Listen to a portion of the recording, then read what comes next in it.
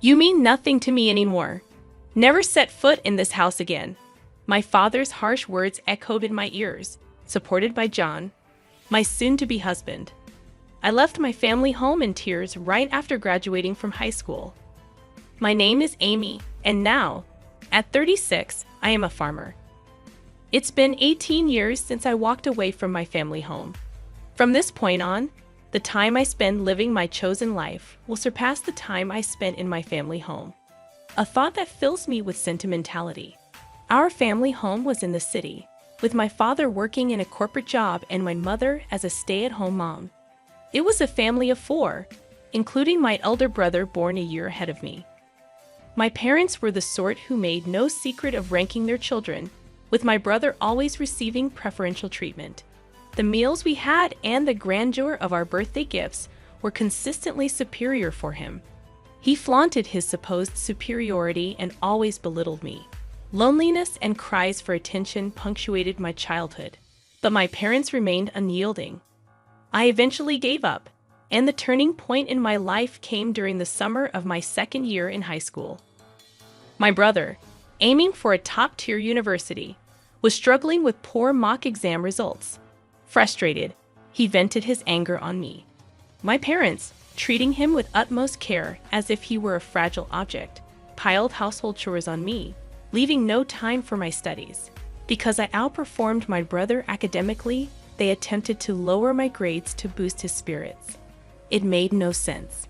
It was during this time that a teacher at my high school mentioned a rural experience program, a 2-night getaway immersion in country life. Students could stay at a host farm, harvest vegetables, and cook together.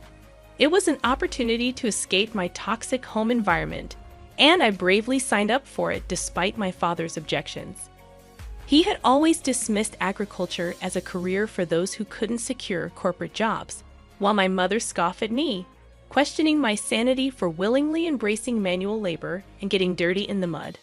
I defied my parents' opposition and used my saved pocket money to participate. It was the first time I'd ever gone against their wishes, and it turned out to be an excellent decision for me. Starved for familial love, it was a truly wonderful experience. Working in the fresh rural air was invigorating, and I discovered the warmth of a family. The eldest son of the host family, John, was a year older than me and the same age as my brother. At first, I was wary because of his age, but John was nothing like my brother. He was kind yet firm, got along well with his parents, and was equally kind to me. John's parents were genuinely gentle people. Though it was only 3 days, parting from the farm left me in tears, and John's mom cried alongside me, saying, "You're welcome back anytime." I promised that I would indeed return. Since they didn't use their cell phones much, I started writing them letters regularly. Before long, I began receiving replies from John, and it evolved into an exchange diary. We eventually started dating, a pure, long-distance relationship without even a kiss. As my brother failed to get into his first-choice university and ended up in a third-rate private college, I became a college applicant. However, my parents pressured me to get a job instead of pursuing higher education, claiming women didn't need an education. The real reason was likely their fear of me attending a better college than my brother.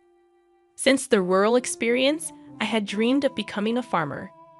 While I could become a farmer without attending college, John was a college student who had moved to the city.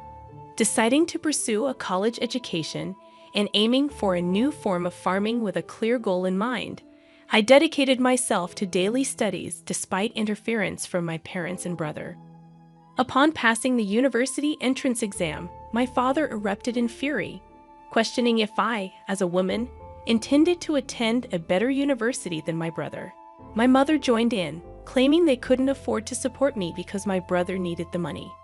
Devastated by their words and a massive argument, I chose to sever all ties with them.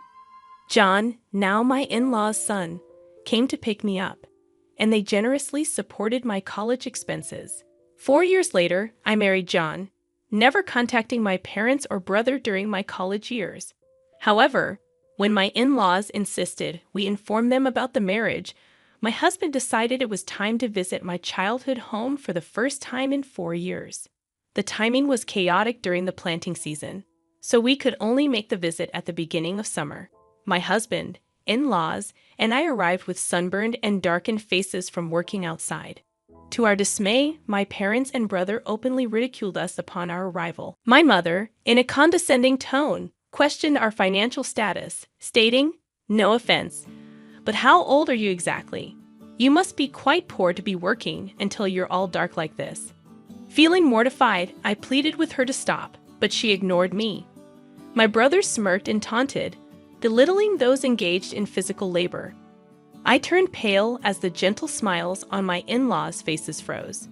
My husband firmly declared, "With all due respect, we are proud to be farmers." My father condescendingly laughed, disowning me at 18 and stating, "Just to make it clear, you're a stranger to us now. You're marrying a poor farmer who has to sweat and work hard. We're going to treat you as if you don't exist. It'll be a problem if you come asking us for money. We don't want to see you anymore."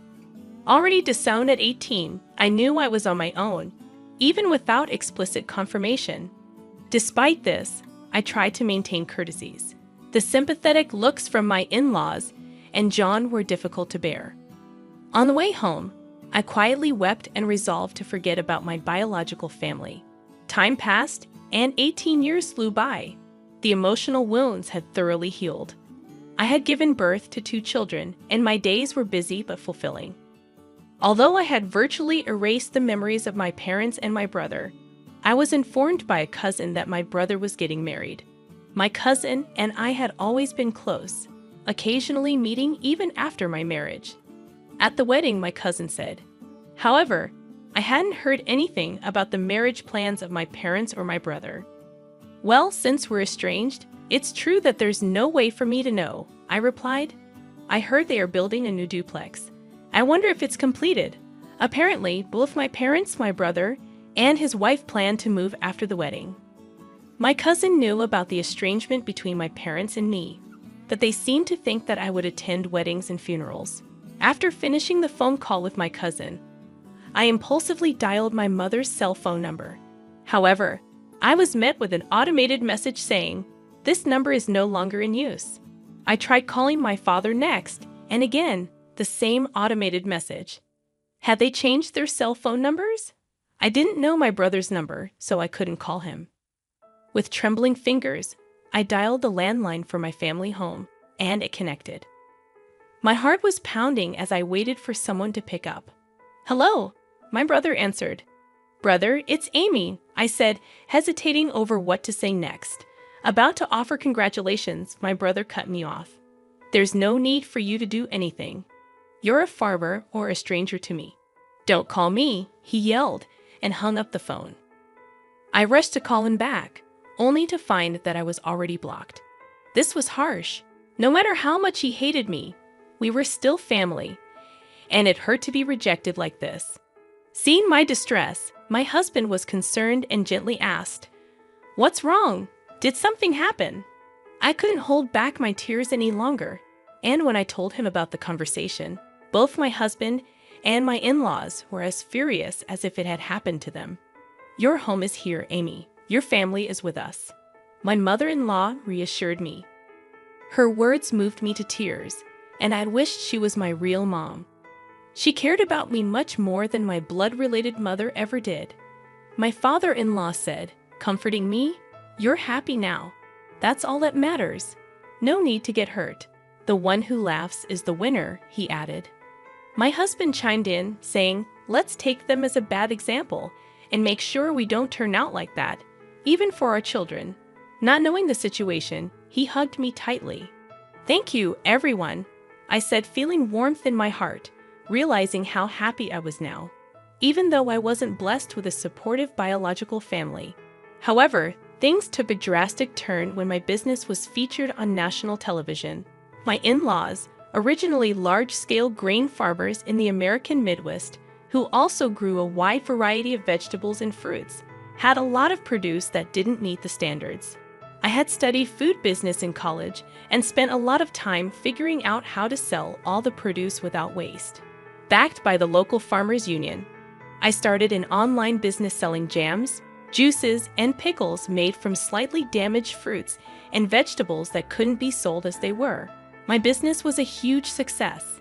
It was a hit with moms who wanted to feed their children safe, domestically produced food and seniors. The demand for nostalgic homemade pickles from those who cherished the taste of yesteryears led me to build a company. I collaborated with young women, like myself, who had married into farming families and unemployed individuals. Over time, it flourished into a $5 million business. Our success story garnered an in-depth report, and following the TV broadcast, we received a deluge of attention, orders, and inquiries. Amidst the constant ringing of both the company's phone and my personal smartphone, an unknown number caught my attention. Without much thought, I picked it up, only to discover it was my estranged brother. It appeared he had seen the national television feature on my success and wanted to borrow money to start a business. Swiftly and firmly, I rejected his request. Undeterred, my brother persistently screamed over the phone, urging me to stop arguing and give him the money, asserting that if a woman like me could start a business and make money, he was bound to be successful. The irony struck me. This was the same brother who had previously declared me a total stranger when I was just a simple farmer. Instead of responding to his pleas, I questioned him about why they hadn't informed me about the move. His surprising answer revealed that my brother's wife, a city girl, had influenced the decision to cut ties the moment my name was mentioned. An insight into her character led me to believe she shared the traits of my brother and parents. A few hours later, an unknown number called again, revealing itself as my father. He demanded an explanation for why I, a woman, was the boss and accused me of stealing a man's job. I clarified that both John and my father-in-law were integral to the farming business, and it was only natural. Though somewhat convinced, my father questioned why I hadn't contacted them. I reminded him that he had disowned me, promptly hanging up and blocking his number. Moments later, my mother called, demanding money, stating that I was making $500 million a year and should send funds home. I explained that the business generated $500 million in total revenue, after covering expenses and employee salaries, leaving little left over. My mother accused me of lying, showing no embarrassment in persistently demanding money. Firmly, I asserted that I wouldn't send money to strangers, whether I had it or not, then hung up and blocked her number. I thought that would be the end of it, but I was mistaken. My parents, my brother, and his wife, whom I had never seen before, showed up uninvited at my in-laws' house. My father announced, "Hey, Emmy, want to hear the surprise? I'm revoking the dissownment." Their desperation for money was astounding. Even my mother-in-law couldn't hide her disbelief and asked, "What on earth is going on with you people?" The discomfort was evident, and my father-in-law and mother-in-law glared at my parents in silence. Even the employees had gathered, staring at my parents with astonishment. It was clear that my brother was not welcome either, but he retorted, "The real blood connections are us. We have the right to share the money you earn too." The woman who seemed to be my brother's wife nodded in agreement with his words. I was seething. I don't think so. Even though we share a blood connection, there was no emotional connection at all. You treated me like a stranger and abandoned me. The emotional scars from being abandoned by my biological family resurfaced, and I was on the verge of tears once again. Just then, my husband John came and stood beside me. "Emmy is now a part of our family, even without you disowning her. We are perfectly happy. Please go home," he defended me firmly. The employees also spoke out against my parents, saying, "Were you thinking? How rude. There are many people on my side here." As I realized that this was where I truly belonged, I felt profound happiness. My brother grew angrier and yelled, "Shut up, you country bumpkins. You're all low-educated trash, aren't you? Obey what we say in silence." But John calmly replied, "Well, both my father and I are Ivy League graduates, and Amy has graduated from a well-known agricultural university." This revelation about our educational background seemed to catch my brother by surprise. "Why are you farming despite being graduates of top universities?" he blurted out. John responded confidently, "Farming is a respectable profession where we can fully utilize what we studied in college." I couldn't help but burst into laughter amidst the tension of the situation. "Brother, you've lost to John in everything," I said, feeling a sense of relief. Perhaps I had been too afraid of my brother and parents. I wanted to make it unequivocal one last time. "We are already strangers." I paused for a moment, deliberately shifting to a more polite tone. "So, I can't lend or give money to strangers. Please, please leave. If you cause a disturbance or act violently, I'll call the police and take legal action." I made it clear that our ties were severed. My in-laws and husband moved closer to me to shield me from any harm that my parents and brother might cause. I was deeply moved by their protective presence, feeling truly cherished. The employees also chimed in, shouting at my parents to leave. My parents, brother, and sister-in-law glared at us with resentment, but had no choice but to retreat. According to a story I later heard from my cousin, my brother and parents had attempted to get rich quickly through a business venture, accumulating debts. Instead of seeking financial assistance from me, that arrogant attitude had led to a significant failure, and now they were on the brink of bankruptcy. However, I had no intention of getting involved anymore. For me, my work was thriving, and I was surrounded by a true family, including respectable in-laws, a loving husband, and adorable children. I treasured every day, savoring the joy of life. In the aftermath of the tense confrontation with my estranged family, life continued to unfold in remarkable ways. I found solace and happiness in the warmth of my in-laws and my husband John, who stood by my side unwaveringly. The unwavering support of my new family proved to be the greatest treasure I could have asked for. My business continued to thrive, and I expanded it even further, working alongside my dedicated team. The success of our venture allowed us to explore new opportunities and make a positive impact on the community. We continued to provide high-quality, sustainable, and affordable products to our customers, and our business became a beacon of hope for those who believed in the power of hard work and resilience. The love and support I received from my husband John were an endless source of strength and inspiration. We cherished every moment raising our wonderful children in a nurturing environment filled with love and respect. The bonds between us grew stronger each day, and our home was filled with laughter and joy. Over time, I rekindled relationships with my extended family, including my cousin who had reached out to me. We forged deep connections based on trust, mutual respect, and shared values, a testament to the fact that family goes beyond blood. It is built on love, understanding, and shared experiences. As for my estranged family, they continued to face their own challenges and consequences. I wished them well from a distance but remained steadfast in my decision to focus on my own path. The scars of the past were no longer an open wound, but a reminder of the strength and resilience I had discovered within myself. In the end, my story was one of triumph over adversity, of finding love and belonging in unexpected places, and of building a life based on my own values and aspirations. It was a testament to the power of choice and the incredible capacity of the human spirit to endure and thrive in the face of challenges. With the passage of time, my business continued to flourish and evolved into a community-focused enterprise. We started supporting local farmers and artisans, expanding our product range to showcase the talents of our region. Our commitment to sustainable practices, along with our dedication to quality, gained us a loyal customer base. This connection with our community allowed us to give back in various ways, from supporting local charities to hosting events that celebrated our shared values.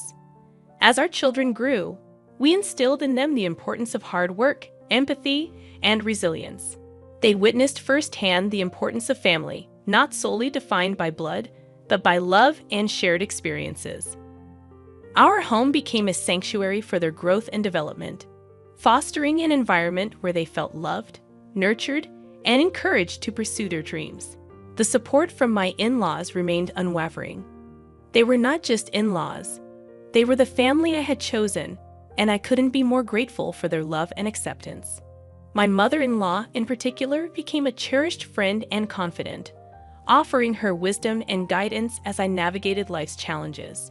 Meanwhile, my cousin and I continued to build a strong and lasting bond. Our regular interactions allowed us to strengthen our connection, and we often found ourselves sharing life's joys and challenges. This relationship was a testament to the enduring power of chosen family, where genuine love and understanding prevailed. In the broader scope of life, I found solace in my decision to leave the past behind.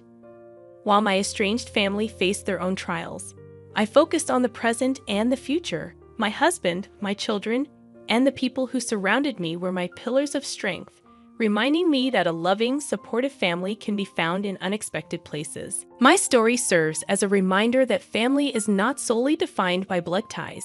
It is a connection born from love, shared values, and mutual respect. I had come a long way from being disowned by my biological family, and the journey had made me stronger, more resilient, and deeply appreciative of the true meaning of family and the love that can be found in the most unexpected places.